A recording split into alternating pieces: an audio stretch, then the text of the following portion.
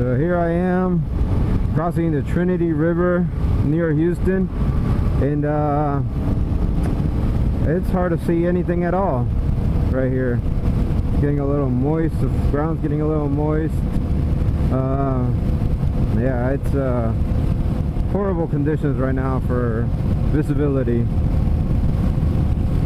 but this is my adventure. Going 70, probably should slow down a bit. And I should be getting close to Louisiana soon. I'm hoping to make it to New Orleans.